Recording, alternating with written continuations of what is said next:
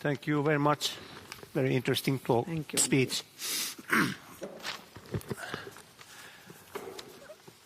Dear Roberta, it is very important that we have your kind of people discussing with us here in Finland also about this global situation. In recent years, many developments that we once considered almost impossible in the international environment have become possible, indeed, even at reality, sometimes genuinely surprising even experts. And now you described this changing quite deeply, but I will say that under these circumstances, there is certainly no shortage of topics of discuss within the framework of foreign and security policy, quite the opposite. But let's think about Ukraine situation. The war of Ukraine is now entering its 5th year. According to the public available data, by the end of 2025, the EU and its member states have supported Ukraine with approximately 190 to 194 billion euros, while the United States has been contributed around 110 to 115 billion euros. Roughly speaking, just over half of this money has been military assistance. Finland's share of this support is about 1%, about 3 to 3.5 billion euros. Relative of size of the nation, it is significant, around 0.5 to 0.7% of GDP.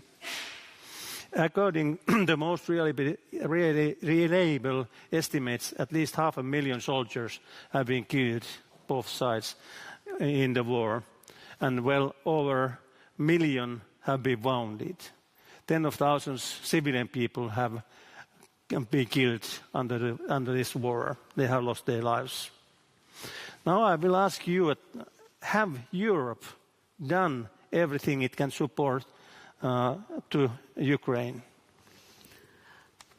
I would never say that we've done enough. If anything, we could have done much more at the beginning. I remember the first few weeks and months were dominated, first of all, by shock. As I said, many countries, many of you had warned, but others chose to look away. Some member states were 100% reliant on Russian gas, only to wake up on the 25th of February 2022, one day after the invasion, to say, what are we going to do now? It took months to discuss how we are going to make permitting and movement of equipment. I don't know whether you remember, like, how would helmets arrive to Ukraine? Because there were patents that needed to be, and rules, archaic rules that needed to be resolved.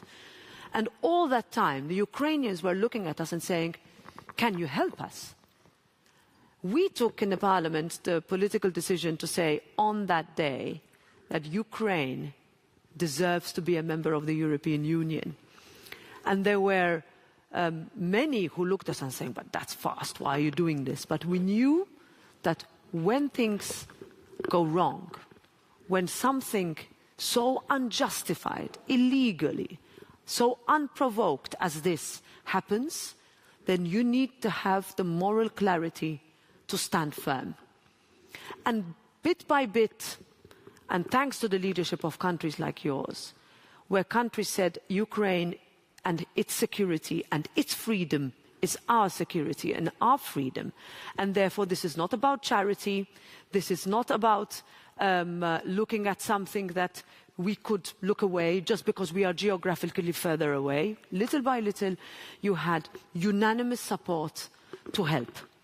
And if you think about the packages of sanctions, if you think our activity on the shadow fleet, our trying to close the loopholes that are still being vastly abused by many countries in the world, if you think about the coalition of the willing, about looking at a country and saying we're going to help you win this war, seeing that it's in its 5th year when it was supposed to be 3 days long, looking at how they have become so much closer to the European Union in terms of legislative approximation, then I think, yes, we have done a lot. We could still do more. Until the war ends, we cannot stop. And we said we will stand with Ukraine for as long as it takes, and that is still our conviction. If I think Ukraine people, the real will of them is peace. Do you think this path we have chosen lead to peace, lead to the goal? So I think one of my biggest, I would say, surprises, or perhaps coming from naivete 4 or 5 years ago, is that how much the word peace has dominated the debate, but how much that word has been abused. Because you can use the word peace, but what do you mean by peace? For me, peace is fundamentally about freedom. Are the Ukrainian people free today? No, they are not. Peace is about dignity. Are we affording a European population, our brothers and sisters, dignity? Not yet. Peace doesn't exist without justice. What accountability is there going to be? You will recall the discussion on the frozen assets at the end of last year, which was then found as a solution of a 90 billion euro loan, which was passed by a huge majority in the parliament, signed already, just waiting for Hungarian change. That happened. So we hope that this can be resolved in the next few days and weeks. Peace comes with justice, freedom, dignity, and accountability. And if that is what we mean by it, then I think we would have done our job. But anything else, whether it is capitulation, whether it is turning your back, whether it is pretending there is no war, whether it is because you think it's lost already, whether it is ignoring the fact that we have an autocracy that is committing these unspeakable crimes, then there's no peace. If you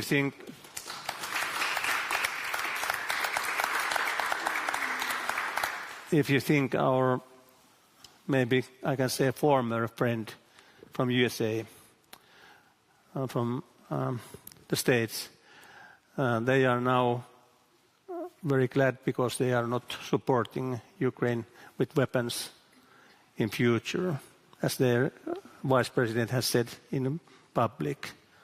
What do you think it means to European people, European countries, that United States have taken this position? So from a European Parliament perspective, we have invested a lot in our relations with Congress. And I say this because when we adopt legislation and financial packages and military aid in the past, especially during the past administration, to help Ukraine, we would be doing it at the same time as Congress. And we have built a very good relationship, and it still exists, although, of course, with the midterms coming up, they enter into campaign mode, and therefore they're at a different stage in their political activity right now. Without commenting on contributions so far and what could be, because there are things happening on the ground that would be perhaps different to what is said, in public. Let's leave it at that. But what I would say is that there is a certain understanding that we should have had before, that when we use the word strategic autonomy, we were not strategic or autonomous at all. We were 27 different member states going in our own way, with NATO obligations that were seen as guidelines that were not being fulfilled, with only a few countries, such as this one, really playing by the rules.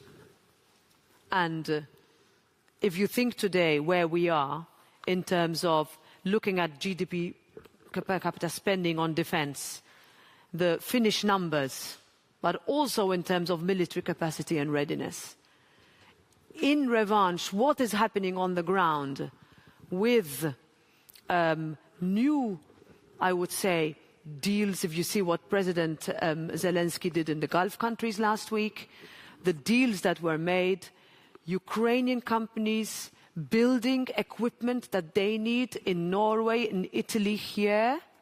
These are things that I think would also show that now we are finally being strategic, and we can soon and maybe one day become autonomous.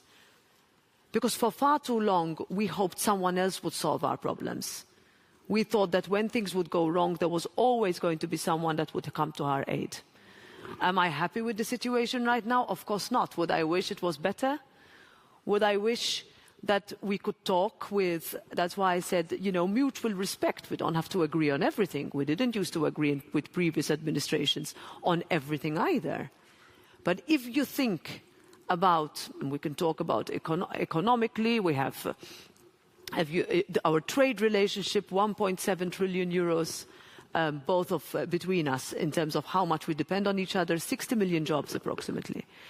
If you leave that aside and you go back to the fundamentals, common values, belief in democracy, elections, in justice, in making sure that you are protected, that minorities are protected, that you are free to live as you wish and do what you want, according to the rules, of course. But who else is our friend in this world? Until a few months ago, we would say this was us. You'd have a transatlantic partnership. We have friends, of course, further away, but we don't have so many. We don't have so many. If you think about globally, there are less people who can choose their leaders than there are who can.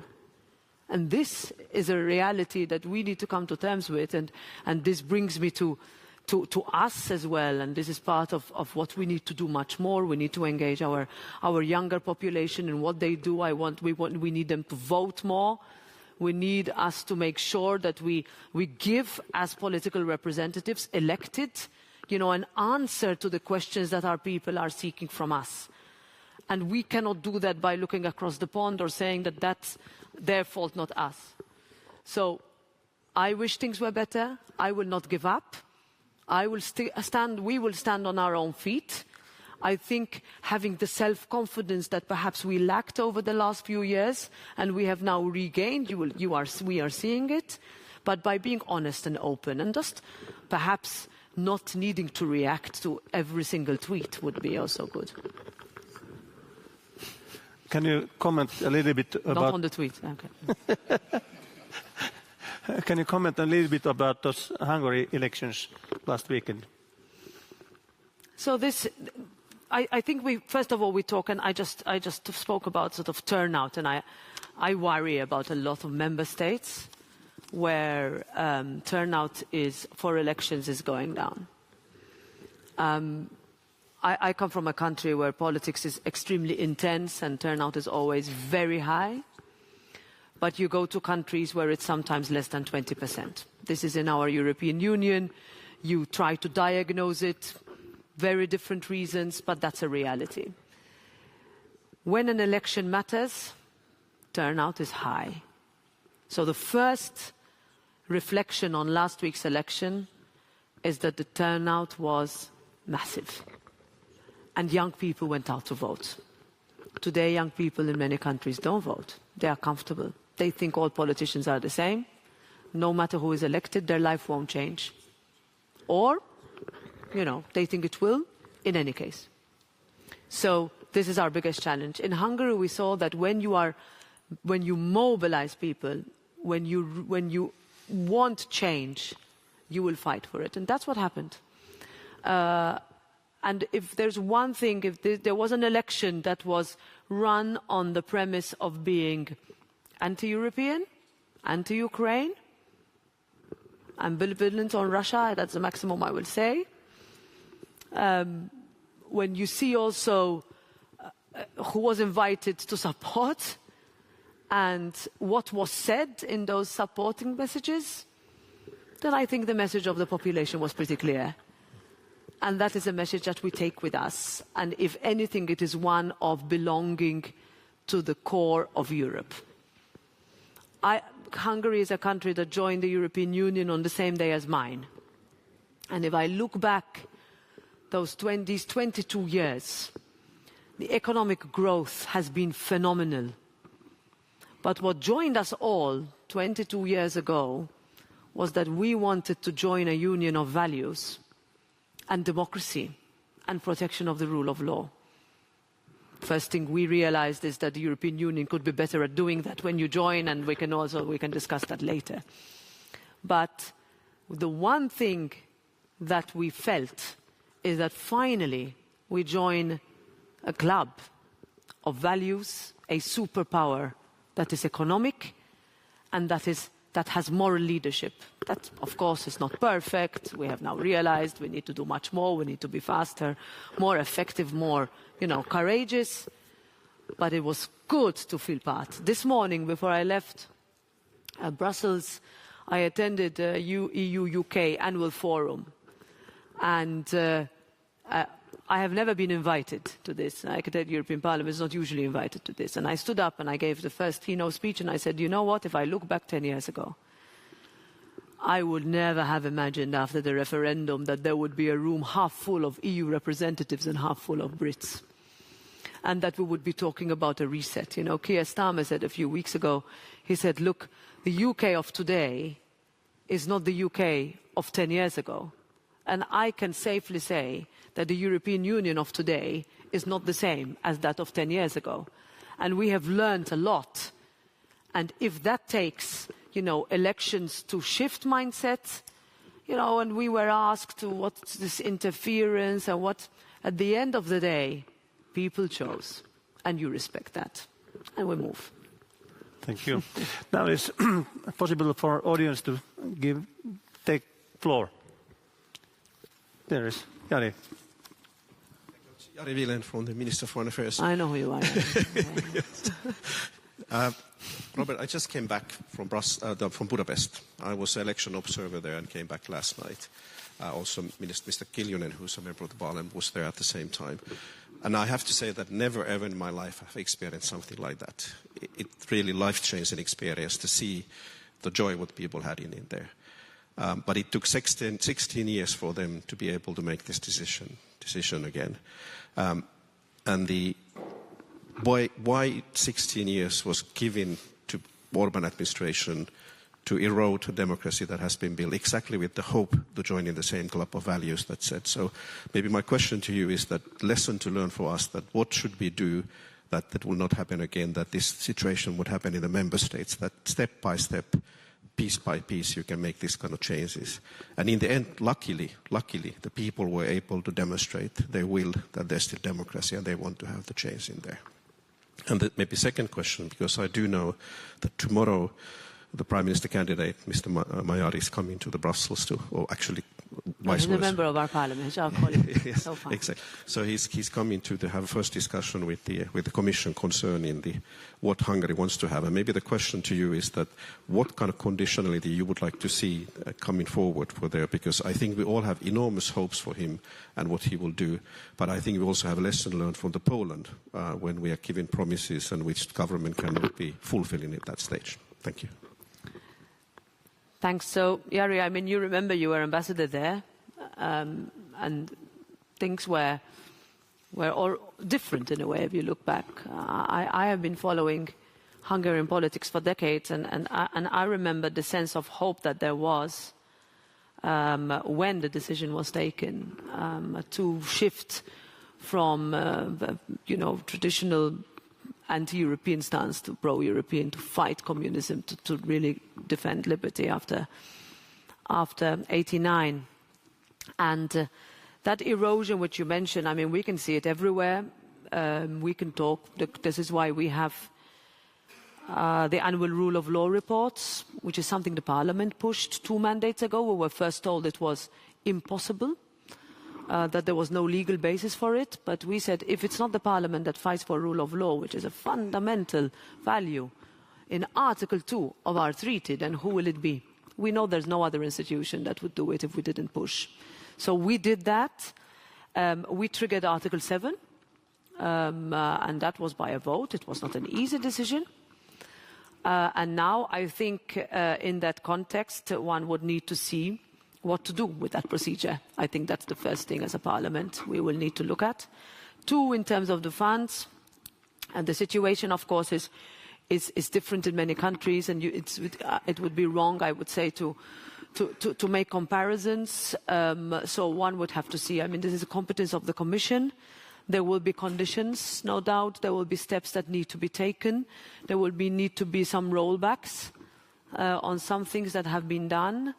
But ultimately, it's a negotiation, and it's a willingness, because you need willingness to be part of a club that comes with rights and obligations.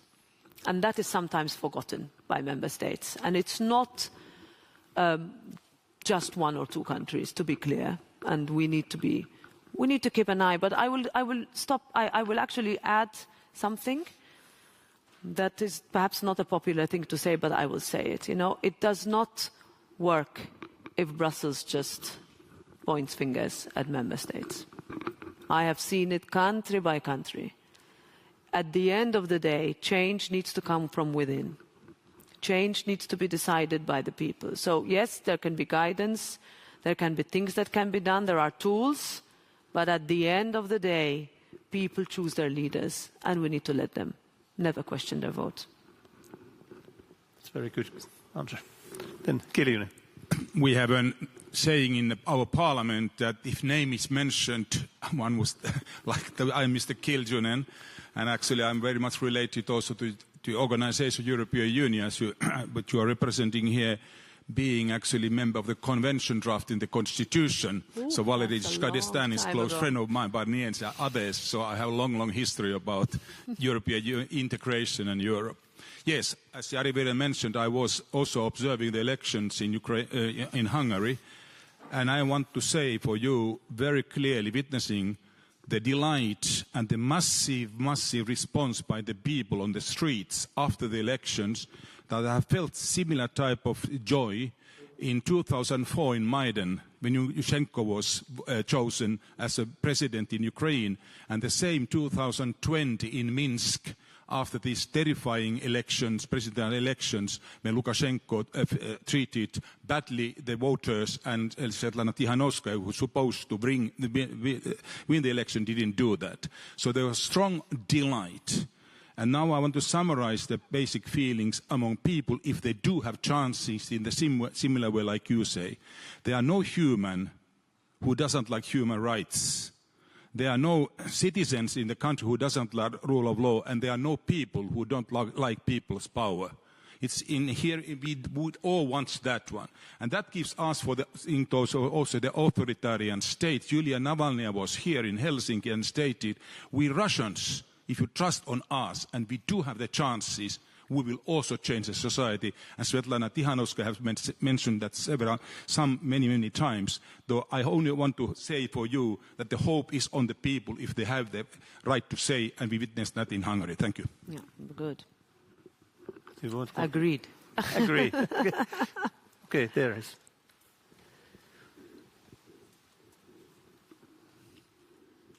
My name is Jari Haapiainen, and I'm EU and Foreign Policy Advisor for the Centre Party Group in the Finnish Parliament. Yes, Thank you very much for your visit to Helsinki and the Parliament tomorrow.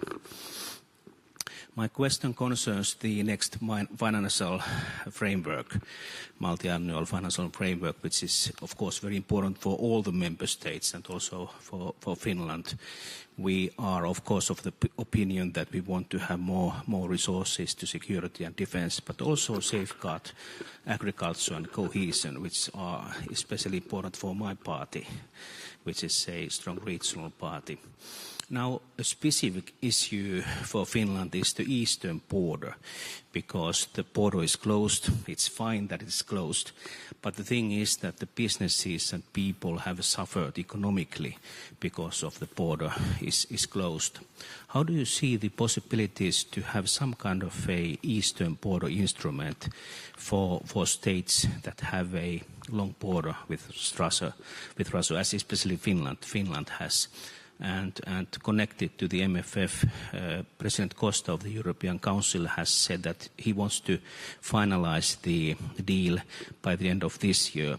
How do you see, as a President of the European Parliament, the possibilities to do the work in the European Parliament? Thanks for this. Greetings to Antti Kaikonen. I've been involved in politics for a long time, so I grew up with this generation. And they were so supportive of us joining and talking back to the convention. That's where all the work was done, which prepared for our membership. The MFF will dominate the rest of the year. So besides all the challenges that we face, it takes place every 7 years, and it is incredibly difficult. Chancellor Merz has said this will be the hardest yet. We always say that, but no doubt that this will be the hardest yet. The Commission has proposed a different type of budget to what we were expecting or what we asked for, which is why we reacted so strongly to the fact that the national plans would not have dedicated enough funds for agriculture. We have already asked for significant concessions which have been granted by the Commission, not only in the context of a response to those member states, one in particular that was against Mercosur, and that we will still ask for more transparency on how the national plans will be disbursed, because our worry is that it would be a repeat of the Recovery and Resilience Facility, where there is very little transparency and very little accountability of how the funds were spent. And so that will be, I would say, the largest discussion we will have. Next month, next week actually, we will vote on our so-called interim report. There is broad consensus across the political groups that include the Renew group, of which Keskusta forms part, that will set the Parliament's position, showing that we are ready for a decision by the end of the year, but not at any cost. So the MFF needs to be decided by unanimity in the Council and then by consent, which requires a higher threshold than a normal vote of the European Parliament. And that will require a lot of work, because we need to be ready for a significant part of the Parliament that will not vote in favour. And that will be ready to reject. So we are negotiating. We have excellent negotiators who also are our annual budget negotiations, so we do a pretty good job at it.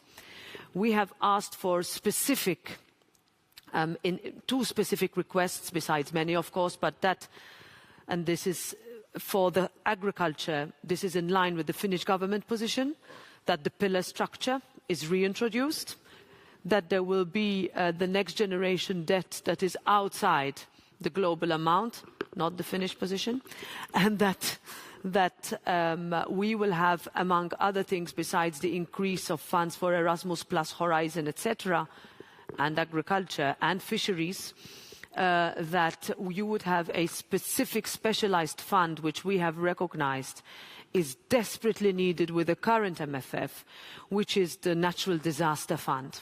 So what usually happens in southern part of Europe and also Central and Eastern Europe specifically, is that in summer we are faced with dramatic natural disasters. So whether it is fire or floods, mostly both, it could be anything. And we've seen last year and this year horrible, worst ever. What usually happens is that those countries are told that there's zero flexibility to redirect some funds that would have otherwise been targeted for cohesion, etc., but to tackle this. So I remember the Greek Prime Minister making it very clear that if you have a farm that is destroyed, you cannot tell the farmer that he has money to build solar panels on his farm when he has no farm anymore. So this is an example, but our own inflexibility doesn't allow us that. So we are asking as Parliament to have that, and I'm pretty confident that that will be recognized, because most governments will say, we need this because we could be next.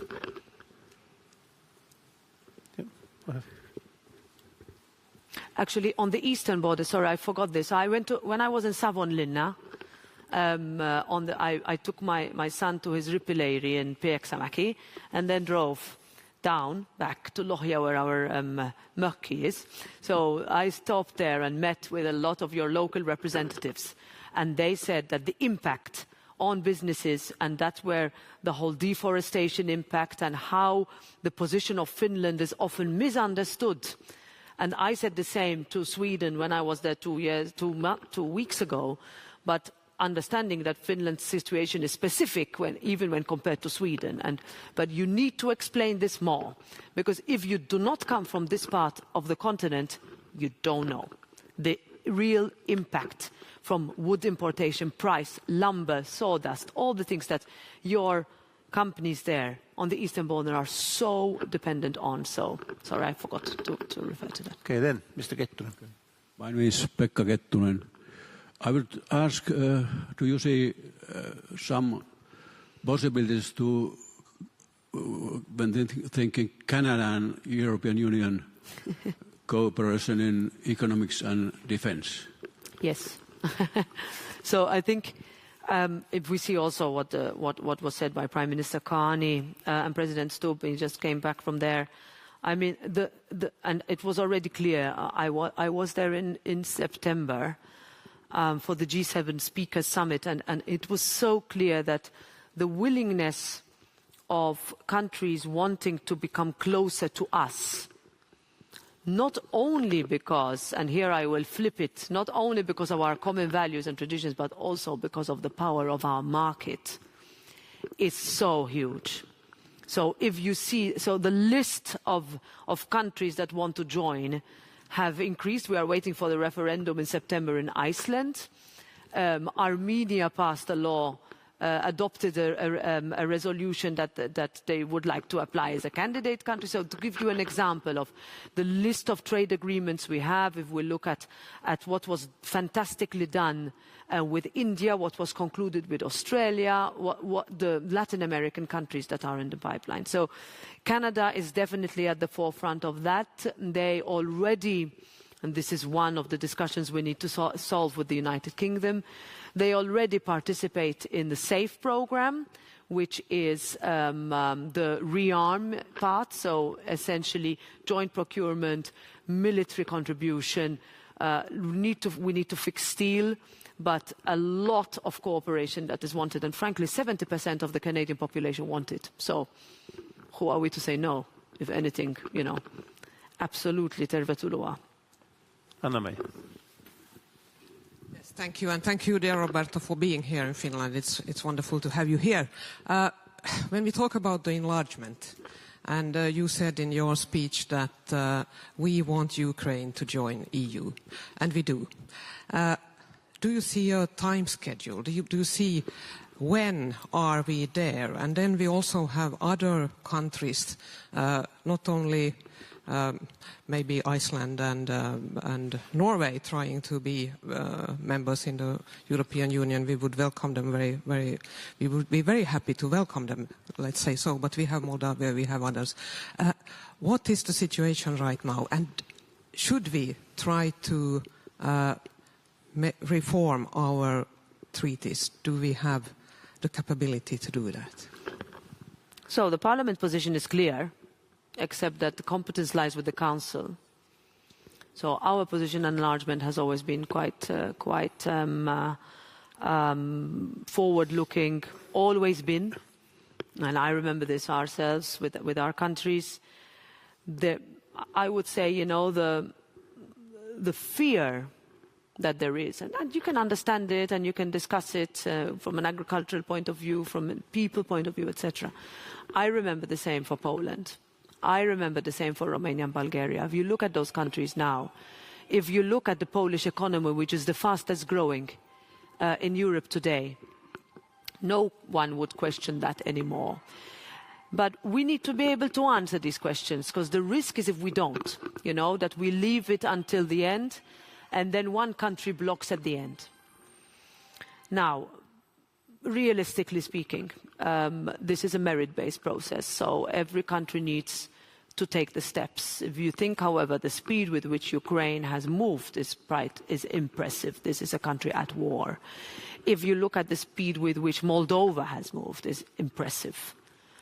But then you will ask the Western Balkans, and they are frustrated, and I don't blame them. So the last country to join was Croatia in 2012. Since then we lost the UK, so we lost one, we didn't add. Montenegro and Albania are leading. Some would require a lot more steps to be taken. But we have to keep this in mind, that elections, campaigns, you name it, in each of these countries are fought and won on the hope of EU membership. And we take years. And we meet every 6 months. Now I have been going there for 4 years to these summits. And we do a round where we all say enlargement is good and we're going to take the next step. Then we do nothing for 6 months. And I'm embarrassed to tell these leaders that we are going to meet in 6 months' time and we have made no progress. So chapter by chapter, yes. So the decisions that limit us are that you need unanimity to open and unanimity to close. And this is the discussion we have now. Do we really need unanimity to open? Now, if you ask me today, and we can discuss treaty change, etc., at the end of the day, it's about political will. It took 11 years for us to decide to allow Romania and Bulgaria in the Schengen area. 11 years after the Commission had decided that they are ready. So you always had one country, and let's be frank, there are countries that hide behind the others. Okay, so there will be countries that say, I won't say it out loud, but no. So this is something that we will need to be open about, and we will need to be honest about, because we can no longer look at these countries in the eye and say, yeah, publicly everything, and then no. We cannot give those populations false hope, and we certainly cannot do that to a country that is fighting for its survival. No, yeah, Malta. Thank you, Roberta. It's excellent that you are here in Helsinki, and I know that you know the country better than the most Finns do know it. So it's good to have you in high places at the European Parliament. My question has to do with kind of the enlargement of the idea of European Union, because if we are enlarging to new countries like Ukraine, which I think we need to do. It wasn't just aspirational promise. It was actually strategic necessity to promise them a membership. So we have to move. And I think you have the conviction and courage that you basically embody that when you speak.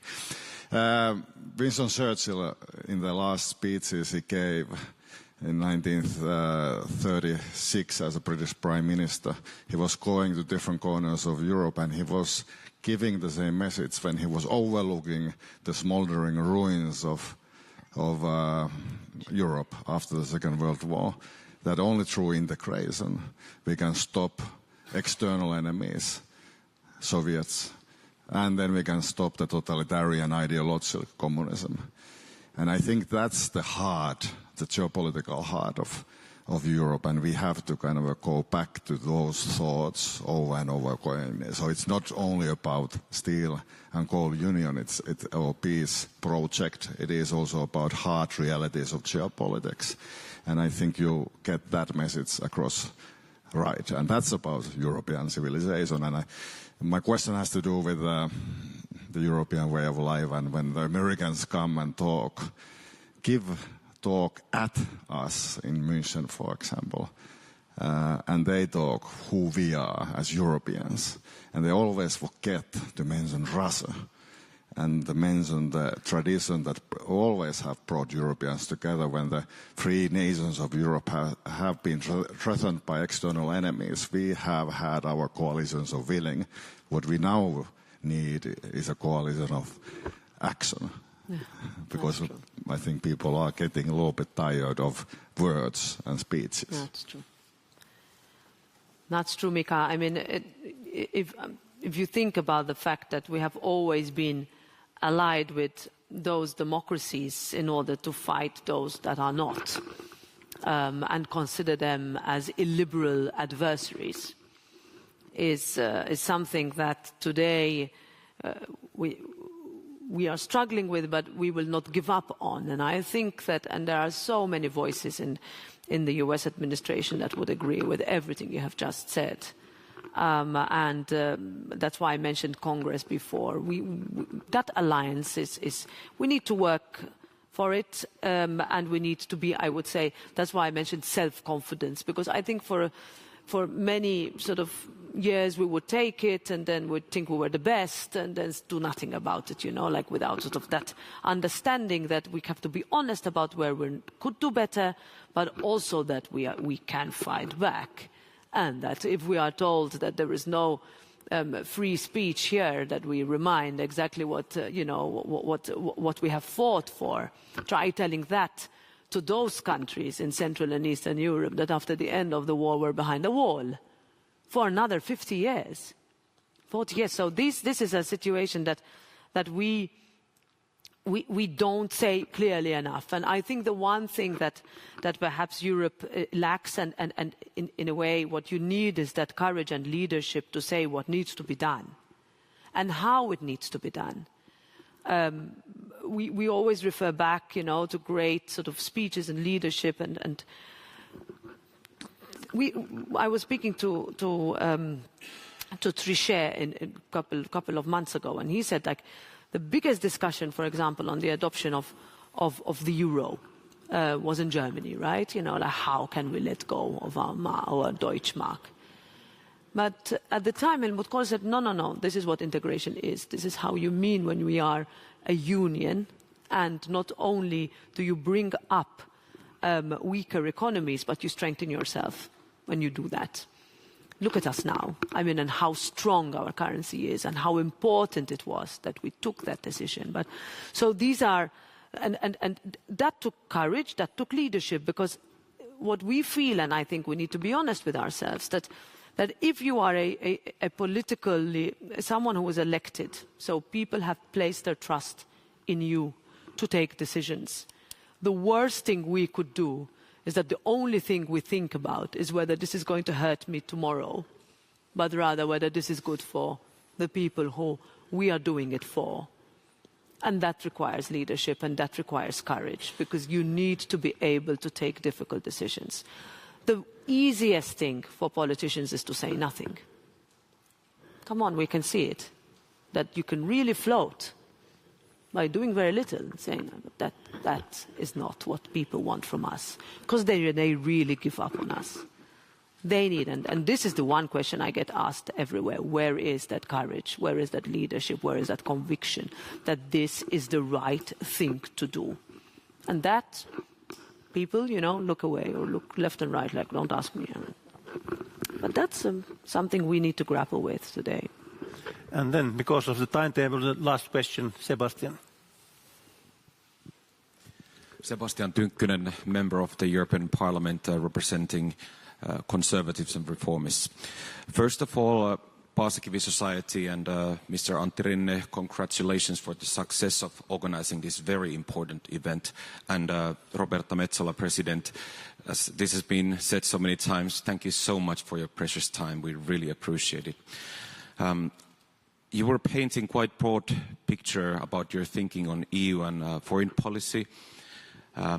Especially I like the moral clarity. Could we also touch a bit on China? I'm representing the younger generation, and when I'm looking at 100 years from on now, I could see that the world will change a lot, and China actually has a plan for that. I'm not so sure if we in the EU and in the Western world do have a plan for that. What is your thinking on how we handle China? Are we doing things right? Yeah, this would be my question. Thank you very much. Thanks a lot, Sebastian, and also thanks for what you've done in standing with the Iranian people over the past months. I wanted to point that out because this is something that we have also shown clarity in the Parliament on. So I'm currently reading a book called Breakneck, which is a comparison of the United States and China in how they have been built as societies over the past decades. And the conclusion is that China is the country of engineers and the United States is the country of lawyers. I think we could extend it a little bit to us. And it goes into how decisions are taken to go forward in China with speed. Of course, it doesn't have the same decision-making levels or completely different value set to us, but the speed with which, and the opposite in the Western world, where your instinct is to slow down rather than to go fast. And that has led to a situation where today China has more, just as a little statistic, more rail, so more tracks in that country than the rest of the world together. The whole world, if you think all the countries that have rail, all of Europe, Japan, that.